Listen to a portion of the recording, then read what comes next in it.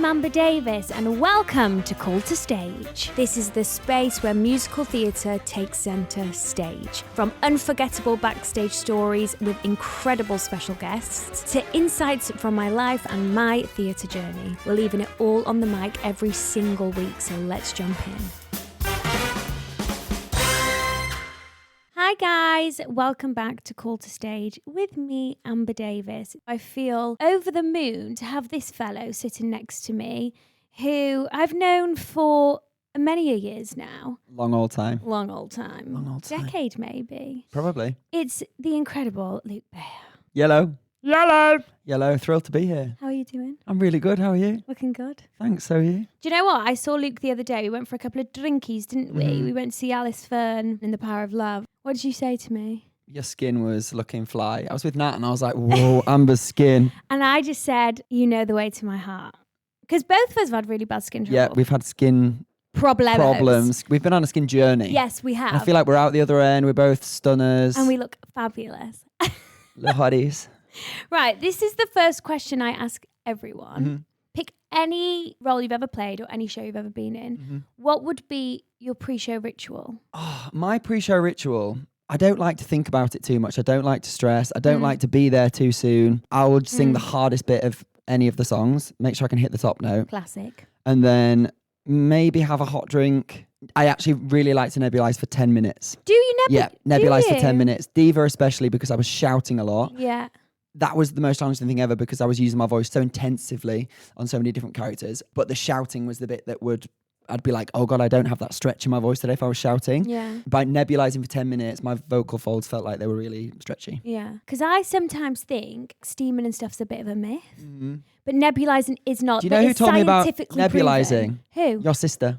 Did she? Years ago. She messaged me and said, you need to get a nebulizer and you need 0.9% saline. I was like, okay. I was like, if it works for Jade, if I can sing like Jade once I've nebulized, I'll get one. And you've never looked back? Never looked back. I love that. Yeah, I do have honestly. one somewhere. And I think nebulizer, because you can have it just before you sing. Yeah. I've steamed before too soon, and then when I've gone to sing, it's not felt right. No. If you steam with hot water, you have to let your vocal folds cool down. Right. I think steaming only works when you're poorly. Yeah. That's my opinion. I may be so wrong there, but I wouldn't steam every night after a show, would you? It depends, because I have friends that do and religiously do it. If they're in a show, they'll steam in the morning and then steam at night when they go to bed. And I'm like, I get it. But I'm not necessarily that steamer. But the nebulizer just saves me.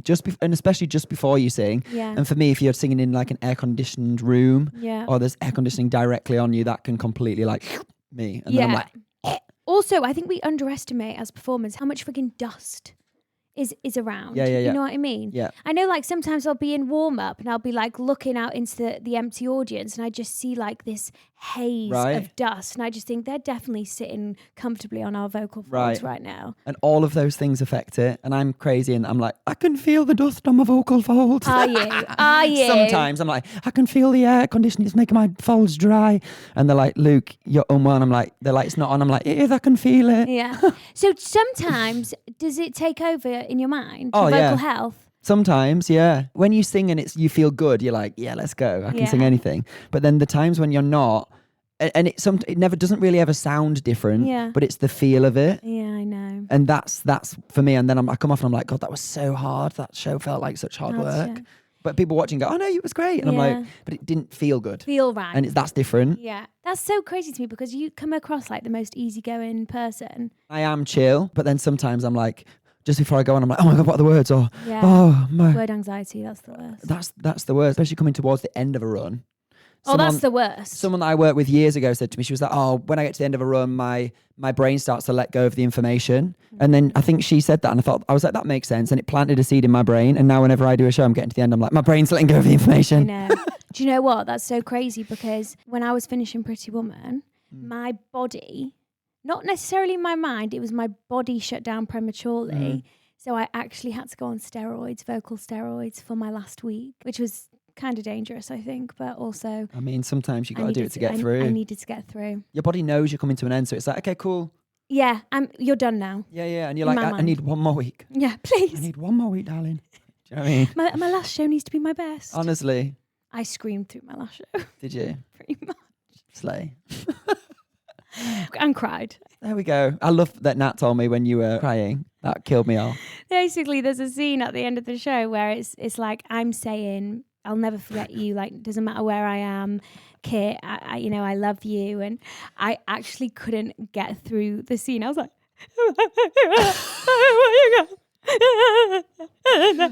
and then it was so funny because Ben was watching in the audience and he thought, Nat has got it together. It's fine. And then all Nat had to say was, take care of you. And she went, take care of you.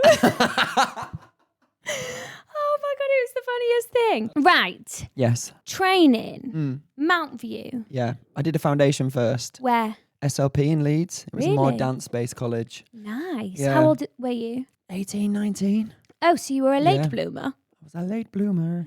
Yeah, I didn't go to Mount View till 20. Wow. So I had 2 gap years. And I never knew that. Did I did foundation when I was 18. I went to do that because I needed to work on my dance. I'd not done a lot of dance growing up. Right. And I remember going to dance auditions. I remember going to Lane and auditioning there when I was like 16, 17, which I loved. I think it's such a brilliant school. I was in the audition with all the Sylvia young boys who obviously danced since they were little. And I was obviously Bayer. I was stood on the end of the bar like this, facing the front. Everyone was behind me. And they were like first position. And I honestly didn't even know what that was. And I stood there. And then we got put in partners. I got partnered with Sam Salter, who is arguably one of the best dancers I've ever and will ever see. Yeah. And I remember him doing about 100 fouette turns next to me, and I stood next to him and just went, he's really good, and then walked off. But he was so good even then. He must have been 16. And I remember being like, oh my God, people like that exist. Yeah, I know. He was just so amazing. Lane is a hard audition, isn't it? And I had to do a dance solo. I wish if there was more space, I would show you because it's jokes. I got a lady at home to choreograph it for me, and it started with a I don't know what it's called, like where you jump and you do that like whoa, the kick thing. What, hitch kick? A hitch kick. But I had like I ran in from the side and went hitch kick, and like on bent legs. My leg couldn't even straighten, so it was like this. And I remember all the Lane students. This is how long ago it was. All the Lane students stood at the back with the CD player, pressing on the CD player of my track that I'd brought on a CD, watching like. It was tragic. I was like, guys, help. And I remember getting to the end. They were like, well done for getting through that. No. Yeah. It's the hitch kick from the corner to start the routine for me. I literally started as if I was on stage and I like hitch kicked into the space. It was tragic. I'll reenact it for you at some point because I feel like after a couple of wines. Yeah. So I did a foundation at SLP, which was super useful. Worked on my dancing that year, and then I got into Mount View at the end of that year. Okay. And then I took a year out, and I was a teaching assistant at my old school. Amazing. And then I went to Mount View the following year. And you did 3 years there. Yeah. Degree or diploma? Degree. You did degree? Yeah. I think we all had to do a degree at Mount View. It was a degree. Me like. Unsure. It's a degree. No, I definitely did essays. I always bow down to people who do degrees because I only did diploma and that was enough for me. Full out. Where you have to do all of that paperwork as well. There was just some writing stuff, but I mean, I was always just like, I don't even know what I wrote, to be honest. It was fine. I don't actually mind writing, to be honest. Yeah. So for me, that was kind of fine. And I don't feel like we particularly did that much writing. No. And I think once you've done a diploma, you can convert it into a degree. Can you? Yeah, but you'd have to do the work to do it. Yeah, I think it's like a few months. Oh, God. Not you, not for me. Hell Did you enjoy Mount View? Yeah, I did. It was, feels like such a long time ago. It was a crazy time. I feel like I was such a child. Yeah. I feel like we go to these institutions as such sponges. Yeah. And I very much went, I think I can be quite literal. So if someone says something to me, I'm like, God, they said this. And I'm better now, I'm a bit older, but I remember like being told things and I remember thinking that's gospel and that must be true. Yeah, okay. And I'm like, that's not the case. Like the industry is so subjective. Like you might not get a job and you could go and watch something and go, oh my God, I think they're the best thing ever. And I could watch and go, I didn't get it. I don't connect to that. And that's just how it works. And I feel like knowing that now I'm older takes so much pressure off. Yeah. Whereas when I was at Mount View, it felt like there was a right way and a wrong way. Okay. And I was either doing it right or completely wrong. Okay. And I was quite hard on myself. And then I kind of gave myself the fear. And coming out, I then had to kind of rebuild myself because I was so terrified. And I was like, I went to Mount View as a singer and then came out and was like, oh God, because I maybe felt like I knew too much. We got told so much information of like, you need to tilt and you need to do this and you need to access this and this and this and this. And you also need to think about this. But then I was like, oh my God, you lose the kind of fun and the bit why you did it in the first place. Yeah, exactly. I think that is such a good thing that you've just said there. So for people listening, I just feel like use college to your own advantage, but remain as you. Right. You know? Yeah. And I always say that if I go in and teach, and I teach at some schools, and I go in and say, guys, I'm going to say some stuff today. If it can connects with you, take it. If it doesn't go, no worries, I'm going to chuck that because that's not helpful for me. Yeah. And I think that's a better way to approach things rather than go, this is exactly right. Yeah. Because my journey is different to yours, and like we all have different experiences. Yeah. And I think it's important that we are honest about that rather than just say. You know. I love that. I love that so much.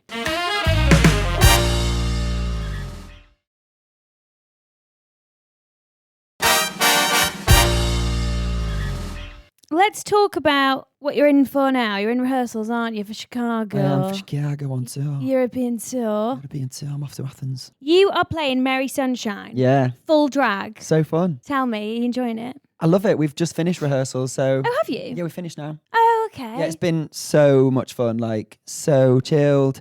We had the American creatives come over and work with us who were an absolute dream. Oh, gorgeous. Really cool. And they said to us on the first day, they were like, welcome to like was it the dynasty or the legacy of the show? And I was like, oh my God, it is like an actual, it's been around for such a long time. It's the longest ever running Broadway show. Is it Chicago? Yeah. Is it? So to be part of that is iconic. Yeah. And they're like, you're part of the Chicago family now. And I was like, wow, that's actually so cool. And And everyone in it is brilliant. We've got such a good cast. And like, I actually think Roxy and Velma are such iconic parts. I was like, I feel like generationally there's parts as like a female as well of parts that would be iconic to play. And actually Roxy and Velma are such banging. You'd be great. You could do either. Maybe. I'm a bit too young. No, I reckon not. In my body now, I feel like maybe I'm a little bit too young. I think you'd be a Roxy right now. I'd be a Roxy. I could be a Roxy right now. Yeah. Velma I think in 10 Velma's a bit more like, she's older. But I actually prefer Velma. Velma's badass. I think she's badass. She's badass. And also the bit where she comes up at the beginning where it goes, I love the da da da da da da dun dun dun dun dun dun dun dun bum bum bum, and she comes up on the lift. That's iconic. I have never done a lift before. Have you? A lift is in like coming out of the... No, never. Gutted. No, we'll get there one day. What do you think we could do with a lift in it? We could write our own show. So you were in the original cast of Everyone Talking About Jamie as... You weren't alternate straight away, were you? Cover? No, I was cover initially and then became alternate, but I was also a swing. How was that? Like creating something from scratch? So fun. I know. That was kind of my like biggest dream as a child, was wanting to be in the West End, but being something that was brand new. Yeah. And I kind of, before I got Jamie, felt like it was never going to happen for me. And I was like, I was kind of done. I'd left. Well, as in West End wouldn't happen? Just performing. I was like, I don't think it's going to happen for me. I had done bits and pieces, but nothing to that level yet. And I was like, maybe it's just not going to work for me. And again, coming out of Mount View and having to like go into auditions. And I remember comparing myself so hard with other people. And I remember sitting outside auditions and hearing people sing and being like, oh God, they're amazing. And then I'd spiral. And I remember going in for a Kinky Boots final when that first came to town. I was in for one of the Singing Angels, and I remember sat outside and I heard someone before me and they sounded unreal. And I went in and I was just terrible. I was a bag of nerves. And I remember one of the creatives saying, do you want to go again? I was like, no. I just gave up and just left. Oh, because I was just like in a hole of like just nerves and so critical of myself. Whereas with Jamie, I remember going in and my friends had seen it in Sheffield, and I didn't do it in Sheffield. It was John McRae, who's amazing. A couple of my friends had seen it and said, oh, when that comes to London, which it inevitably will, you need to be the understudy for it. And I was like, okay, cool. Listened to the concept album. I was like, I love this. This is a bit me. Yeah. Read up about it and bits like that. And then I tried to get an audition and didn't initially get an audition for it. Oh, really? And I moved agent to Jamie Sampson at 33. Yes. Who is brilliant. Like, shout out to Jamie, love you. I sat down with him at a little coffee shop outside near Trafalgar Square, and he was like, what's going on? He was like, we need to get you in the West End. And I was like, I'm trying. And I was like, I really want to be in this show called Jamie that's coming. And he was like, okay, leave it with me. I think that was at about 12 o'clock. And by 3 o'clock, it was on a Friday, he messaged me and said, I've got you an audition, you're in on Tuesday. And I was like, oh my God, amazing. So I spent the whole weekend prepping, went in, and I kind of went in like fearless and just was like, I could do this. Let's just have fun. I remember forgetting the words and just like, I don't even know it. And I was just like strutting around the room, just having a good time and had a laugh. And just you to a T. I was just having a good time. I was like, let's be fun and let's be silly. And I feel like that was a real turning point of embracing that. Because I think we need to be able to have fun and be silly. Yeah. Because that's what I enjoy watching. I like watching people and I go, exactly. They're so brilliant, but I can see that they're like kind of spunky and it kind of changes. Yeah. I think you can see on someone's face if they're not enjoying themselves. Right. And I just find it so sad that you just said that, you know, you'd go into a spiral. I think rejection after rejection after rejection, that can happen. Yeah. It is so difficult. I swear you have to be a magician to have so many rejections and stay positive. It's normal to have, like, if you're going through the same situation, it is normal to have these low moments. Luke is literally a walk-in example of don't stop, because you will get there. And you just got to find other things to kind of fill the time whilst you're doing that. I think for me, I'm quite good at kind of taking the knock, and then I'll give myself like a day or two to mourn, and then I'm like, right, get over yourself. Yeah. It's not that deep. No one's died. Something else will come up and something will fill that time. And it always does. You make things happen. Yeah. Like, that's just how it goes. And I don't think there's nobody, period, that literally just goes bang, bang, bang, bang, bang, ever. No. Even the people I would expect. And I always try and ask those people when I meet them, and I say, what's going on? Like, and I always say to people, I'm like, do you get nervous? Because that really intrigues me. Because I used to think it was just me that was like, oh, nervous. And it's so interesting to see different people's process, like before they go on stage. Some people go over the lines.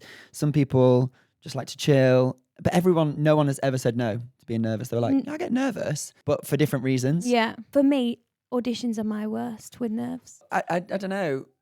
It depends on where you're at, and like if you feel. Yeah. I always try and sing now before I go into a room, because if I've sung it a couple of times, but then adrenaline as well. I went in for something a few months ago, and I really wanted this job. I got sent the script through, and I listened to the music. I listened to the full album, and I was like, oh my god, this is unreal. This is a bit of me. I read through all the script, was off book for the audition, learnt the song. They'd sent it in 2 keys, and I was like, I can sing the higher key, so I'm going to go for the higher key. Did it in the higher key, went into the audition. I practiced it before in a little room I go to in London. Before I go into my audition, I go to a little studio and just have a sing for about an hour just to get everything moving, just to make sure. Even then I was like placing things in certain places, because I was like, okay, this is safer to put it in this pocket, so I'm going to put it there just in case. And then when I got in the room with the adrenaline of it, it just kind of flew out. So I was like, okay, cool. Thought the audition went really well. Didn't get it. Didn't even get recalled. And I was like, oh, okay. I know. But that's just how it goes. And I didn't take it personally, because I was able to come away and go, I did a really good job. I'm really proud of what I did. I couldn't have done any more. No, you so I'm not right for what they wanted, and that's so fine. Yeah. They wanted an orange and you were an apple. Also, can I just say, you did West End Live, didn't you, as Jamie? Yeah. How was that? Kind of terrifying. It was really early. It was like 11 a.m. Oh, it should be illegal. We opened it, and I remember being like, the clock on the wall and moving to a low. No, I don't know. West End Live's a funny one, because I feel like there's kind of like this bubbling pressure because everything's filmed. Yeah, and on YouTube. Right. Through the mic. Right. Everyone on YouTube and everything has an opinion, and you just like, I actually looked the other day. I looked the other day to see what like negative things have been said about me, because I sometimes just find it really funny. Thrilling. If I'm in the right kind of mood. Someone years ago posted on a YouTube cover I did of Yeba, who is like, love her. And I did a cover of My Mind, and it got quite a lot of hits, and people commenting lovely things on it. Someone commented, and I'll never forget it, but we hang on to these things. I just find it so funny. They put, Yeba is a diamond and you are not even a pebble. And I was what like, the hell? And I was like, slay. That can go on my tombstone. Do you know what I mean? But I love stuff like that. I just think it's so funny. Oh my God. You remember those things, and like people love to compare people as well and go, oh, well then he's not as good as this person. Yeah, I know. And I also don't like it when people compare performers, whether they're saying something positive to you and it's at someone else's detriment. I don't want that. Let's not pit ourselves against each other. No, we don't need to do that. We're all doing the thing. We're all hustling. Like we're all on our own journeys. We've all got our own insecurities. Do you know, like I've seen quite a lot on Twitter. It's called X now, isn't it? Has actually happened to me a couple of times, especially when you have an alternate or cover or whatever, but fans will kind of disrespect the person that's actually playing the role. Right. They're like, say a cover is on, they'll tweet or put on Instagram like, best day ever because this person's on, and like, she's my fave or he's my fave. Yeah. Happened quite a lot in Back to the Future. Like, celebrate everyone, but not at the detriment of somebody else. Do you know what I mean? Yeah. And like, there's especially when they tag both people. Yeah. And it's like, guys, come on. Like, everyone's human beings. Do you know what I mean? Let's just talk about some of the things that Luke's done. You've actually done so much. I feel like you're always working. When I actually was like writing it down, I was like, oh my God. So you were in the European premiere of Yank the Musical. That was my first musical job at the Hope Mill. Yeah. Shout out to the Hope Mill. You like the Hope Mill Joe and because Will, you did love them. Head Over Heels the musical there. I did. Fiver. Yep, love that. You won a West End Wilma for that. I did. I did Rent as well at the Hope Mill. Rent. With Tom Francis. Lovely Tom. And then you did the 25th anniversary concert of Les Mis. Yeah. Was it the 25th? 20th. You did Hair. I did. Millennials. Brilliant Elliot Clay, who was in my year at Mount View, wrote that. Oh, really? Yeah. He was like working with a friend? Yeah. He was like, I've written this show and I've written this song and I want you to sing it. So I went to his flat and he was like playing around, and then we were like, just I love that though. It's I so love fun. stuff like that. And like, I don't know, have you watched, kind of on the vein of Chicago, the Fosse Verdon thing on Disney Plus? No, but I will tonight. It's brilliant, and it's about Bob Fosse and Gwen Verdon and their trajectory and how Chicago became a thing. It comes in like halfway through, and it's so interesting because they're just kind of like, obviously they were married, but then they're like with their pals and they're like, oh, we need to write another song. But then that's kind of become legend years later. Yeah. But at the time it was just like, oh mate, I've written this song, like, can you sing this song? It's like Tick Tick Boom. Right. Do you know what I mean? With Rent. And then we've got to talk about your one-man musical. Yes. So Diva Live from Hell. Yeah. How, where, tell me everything. I'm obsessed because you've just come back from doing Edinburgh Fringe, haven't you? Yeah. Where did it start? Were you involved from the beginning? Kind of. So it started off Broadway, I think in sorry, I'm going to get this wrong, 17, 18, 19, one of the three, can't remember.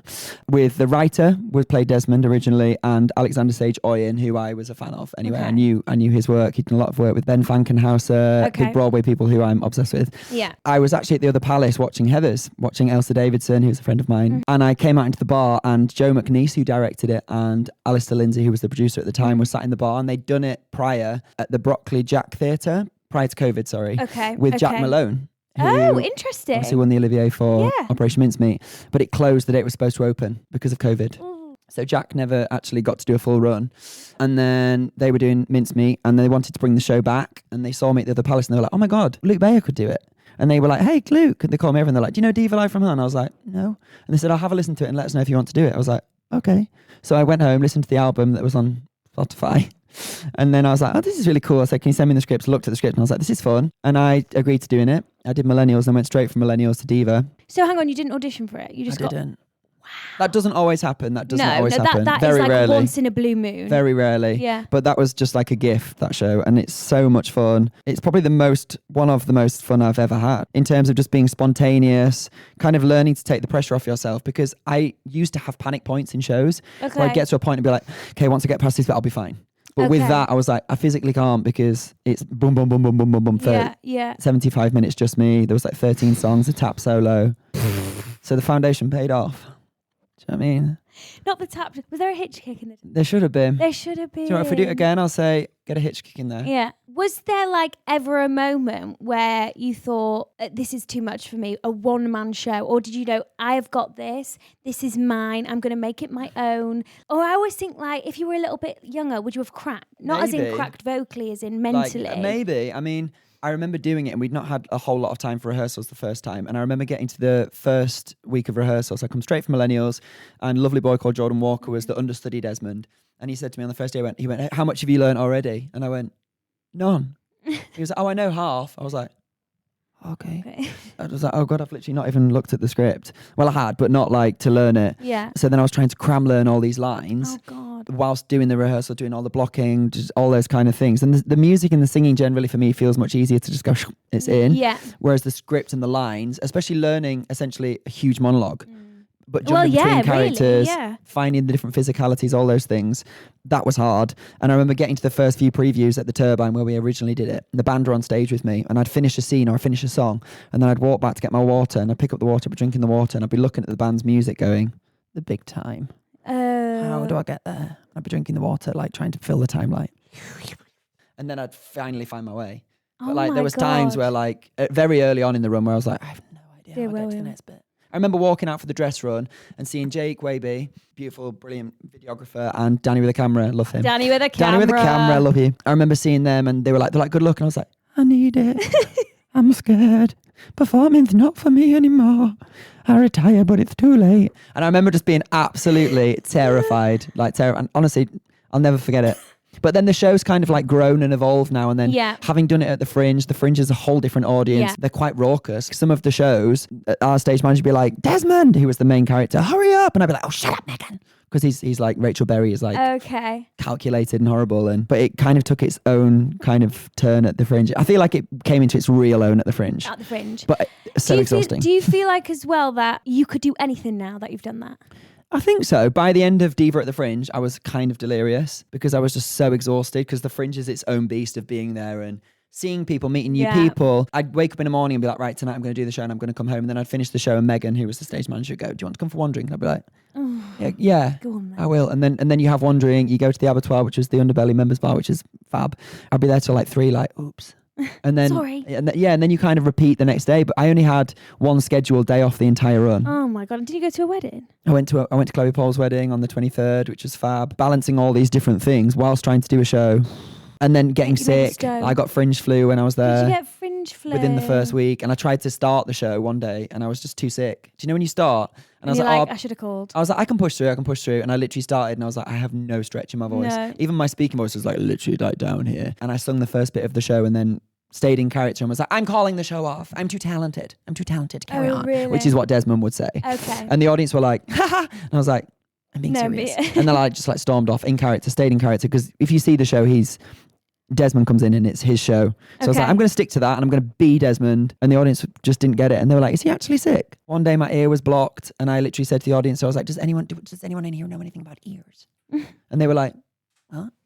Like my ear was so blocked. And obviously singing with blocked ears, I was literally like... Muscle memory, having to rely on muscle memory for that. Horrendous. Oh, but you push through. Like I really fought to get to the end of that run. I love that. You're such a hard worker, and Nat says that as well. You're so hard working, love Nat. dedicated. The hustle is real. The hustle is real. The hustle never stopped, even if you are 100% on him. Well, I've come to the end of this session. I can't believe it. It's gone so quickly. So quick. But before I let you go, I want to say, what advice would you give to 10-year-old Luke? What advice would I give to 10-year-old Luke? Take the pressure off. It's not that deep. It's not. Have fun. Be silly. That's what I enjoy, and I enjoy people. When I meet people, I connect with people that are silly and just have a bit of fun. Like what we do is so joyful and so brilliant, and I think we should just embrace that and be kind to each other, and also say to people, we're in rehearsals now and I say to people, they come off, I'm like, mate, you smashed that. And they're like, really? And I'm like, yeah.